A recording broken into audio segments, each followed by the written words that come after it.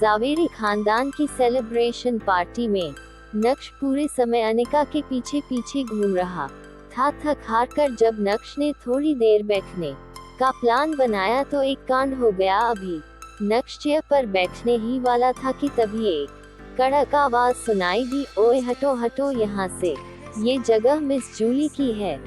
यह आवाज Mambo uncle की थी और उनके ठीक पीछे ब्लैक गाउन पहने एक जवान खूबसूरत लड़की खड़ी थी।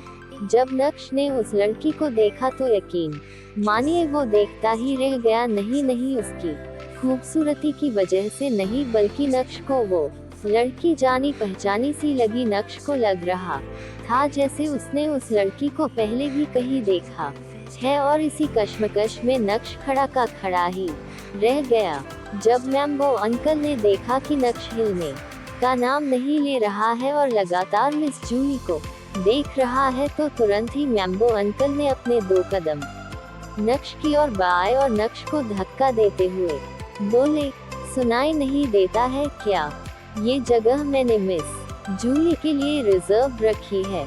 नक्श उस धक्के के लिए प्रिपेयर नहीं था। अचानक से उसे जोर का झटका लगा और वो हिल गया, लेकिन उसके बाद भी नक्श ने वो जगह छोड़ी नहीं। वो देख रहा था कि मैम्बो अंकल मिस जूली को पटाने की कोशिश कर रहे हैं, लेकिन मिस जूली का चेहरा सख्त था। नक्श ने अपनी भौहें उठाते हुए कंफ्यूज्ड अंदाज में कहा, मिस जूली। नक्श के मुंह से मिस जूली का नाम सुनकर मैम्बो अंकल गुस्से से तिलमिला उठे और नक्श को घूरते हुए बोले, तुम मिस जूली को जानते भी नहीं हो, जानोगे भी कैसे? अच्छे और बड़े लोगों को जानने के लिए औकात होनी जरूरी है, और तुम क्या हो वो तो यहाँ मौजूद बच्चा भी जानता है।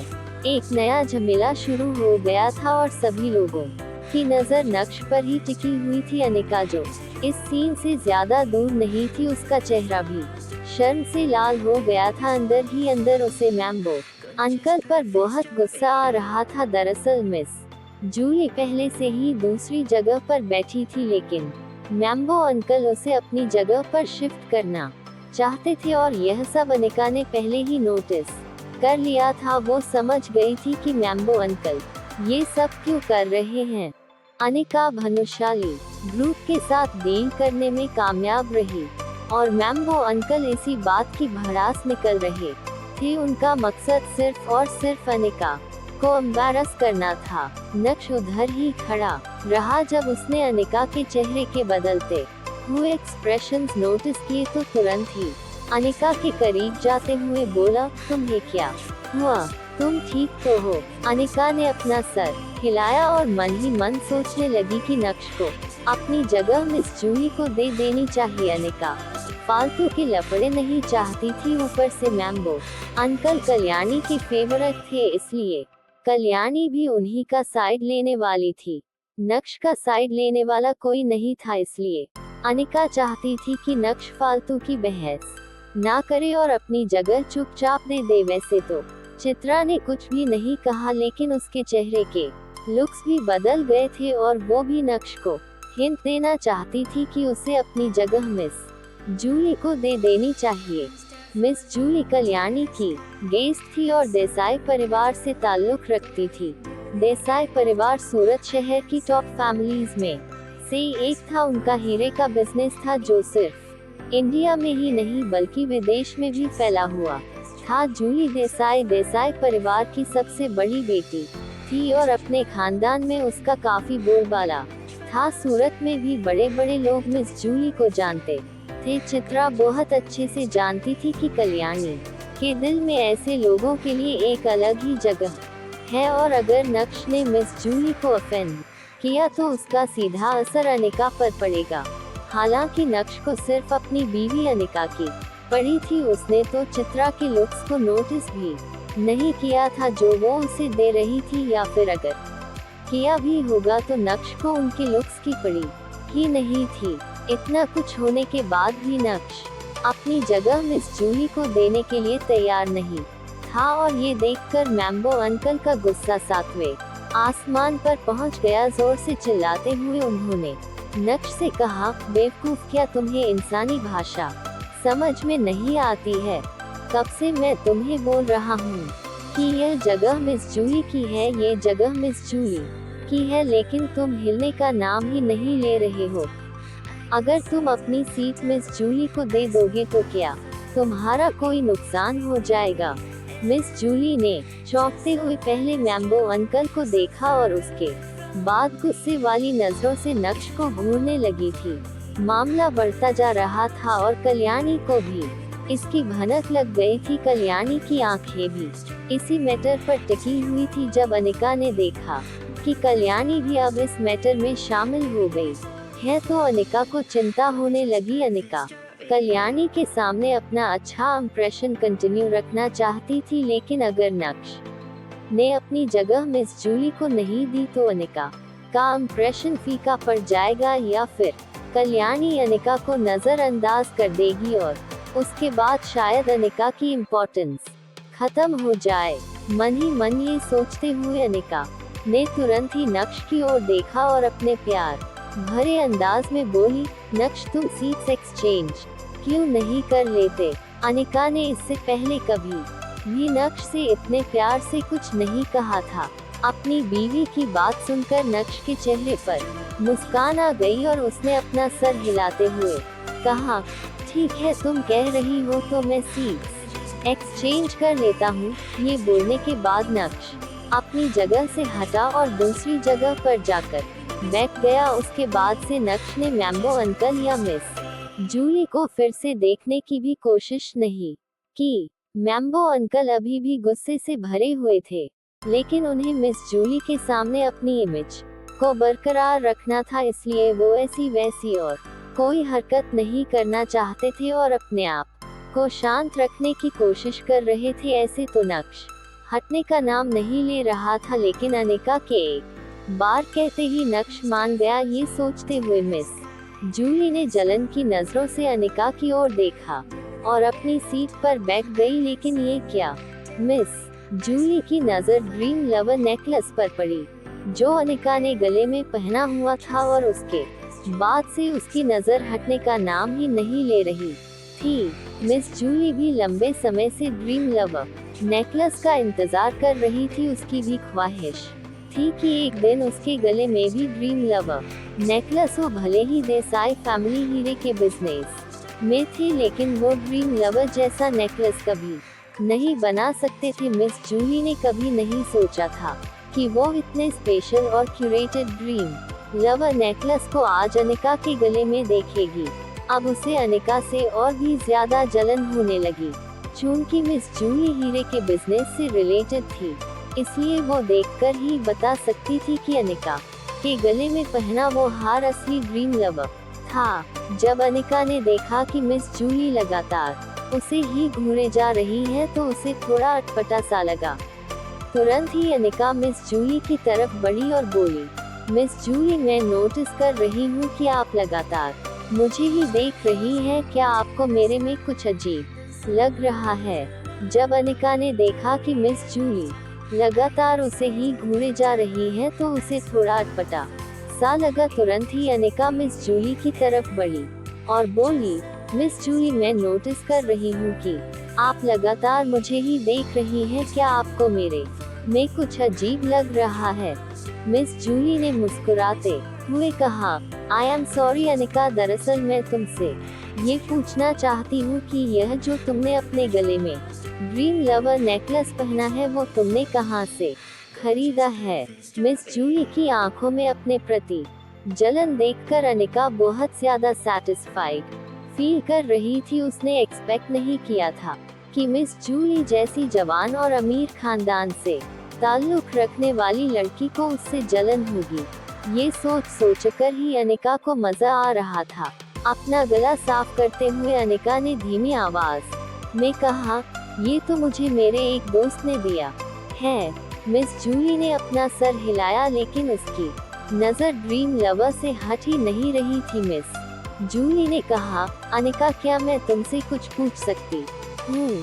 क्या तुम अपने दोस्त से बोलकर अगर उसके लिए पॉसिबल है तो क्या वो ड्रीम लवर नेकलेस को खरीदने में मेरी मदद कर सकता है? ये बोलने के बाद मिस जूली को लगा कि शायद अनिका उसके प्रपोजल को तुरंत ही रिजेक्ट कर देगी, इसलिए तुरंत ही मिस जूली ने फिर से बात को आगे बढ़ाते हुए कहा, डोंट वरी, मैं उसे फ्री में हेल्प करने के लिए नहीं कह रही। उसने ये नेकलेस कितने का खरीदा? मैं उससे डबल पैसा दूंगी। डबल पैसा? आजू बाजू जितने भी लोग बैठे थे, जब उन्होंने मिस जूली और अनिका की कॉन्वर्सेशन सुनी तो वो सभी शॉक्ड रह गए थे। एक असली ड्रीम लवर नेकलेस की प्राइस 10 करोड़ रुपए से भी ज्यादा थी और यहाँ मिस जूली डबल पैसा यानी 20 करोड़ रुपए देने की बात कर रही थी। हाँ, वो दे सकती है। वो देसाई खानदान से है जो बहुत अमीर है, कोई बड़ी बात नहीं है, लेकिन आप ड्रीम लवर के लिए क्रेज देख रहे हैं। गजब। इस समय मिस जूली और अनिका एक साथ बैठे थे। एक जेंटल थी तो दूसरी कोल्ड और एलिगेंट। मर्दों को ये दोनों औरतें काफी ब्यूटीफुल लग रही थी। सभी के दिल मचल रहे थे, लेकिन अनिका पूरी तरह से खामोश थी। ना जाने वो किन ख्यालों में खो गई थी। उसे समझ नहीं आ रहा था कि वो मिस जूली की बात का क्या जवाब दे। जब चित्रा ने देखा कि उसकी बेटी से कुछ भी बोला नहीं जा रहा है तो तुरंत ही चित्रा बीच में आई और अनिका को हिलाते हुए बोली, अनिका सोच क्या रही है, चल जल्दी से मिस जूली की मदद कर। चित्रा की हरकत से अनिका होश में आई और तभी उसे एहसास हुआ कि सभी लोग उसे ही देख रहे हैं। अपने होठों को दांतों में दबाते हुए अनिका ने अपने बैग से फोन बाहर निकाला और विहान का नंबर सर्च करने लगी। अनिका को इस तरह विहान को कॉल करने में हेजिटेट हो रहा था, लेकिन अब जून की सभी लोग अनिका के सर पर बैठे थे, इसलिए अनिका ने किसी का नंबर डायल किया। नक्श जो ज्यादा दूर नहीं था, वो अनिका के एक्शंस देखकर मुस्कुरा रहा था। वो गैस कर सकता था कि अनिका किसे कॉल करेगी। वो जानता था कि अनिका के दिमाग में उसका नाम आएगा ही नहीं। इसका मतलब बहुत ही आसान है कि अनिका के दिमाग में कौन है। जी हाँ, अगर नक्श का गैस गलत नहीं है तो अनिका विहान बजाज को ही कॉल करेगी। नक्श सही सोच रहा था। विहान ने अनिका के कॉल को तुरंत ही उठा लिया। जब अनिका ने देखा कि मिस जूली पैशनेटली उसी को घूर रही है तो अनिका ने कॉल को लाउड स्पीकर पर रख दिया। जब चित्रा ने अनिका की मोबाइल स्क्रीन पर विहान का नाम देखा तो वो एकाएक चौंक उठी और नक्श की ओर देखकर मन ही मन सोचने लगी, ओह तो यह विहान है जिसने अनिका को नेकलेस दिया है। अगर यह बात नक्श को पता चल गई तो मुझे भी नहीं पता कि क्या होगा।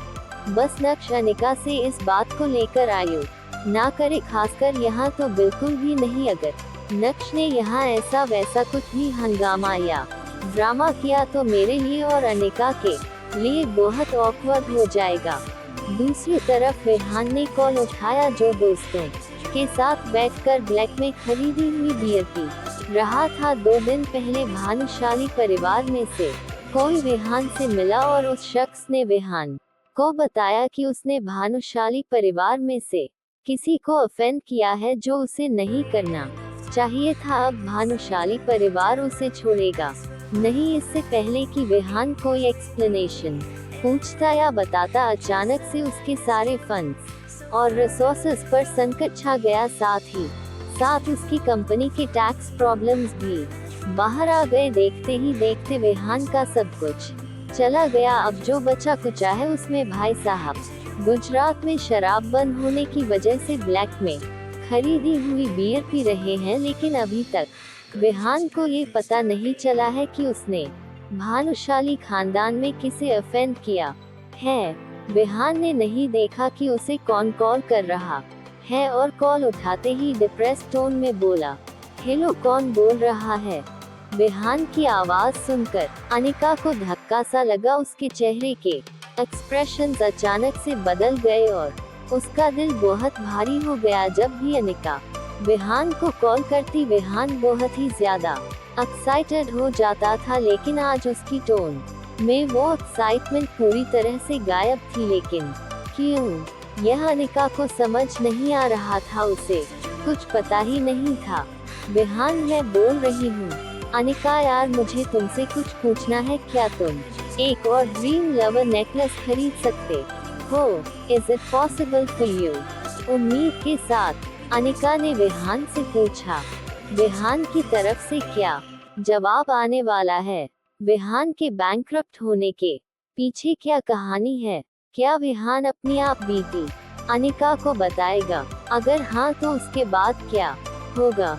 विहान ने तो अनिका को ड्रीम लवर दिया ही नहीं है, और जो दिया वो तो नकली था। तो क्या विहान अनिका को एक और नकली हार देगा? प्रश्नवाचक चिन्ह। अगर ऐसा हुआ तो मिस जूली का क्या रिएक्शन होगा? क्या इस पार्टी में अनिका का मजाक बनने वाला है, या फिर नक्श इस बार भी बीच में आकर अपनी बीवी को बेइज्जत होने से बचाएगा? इंतजार करें अगले भाग का।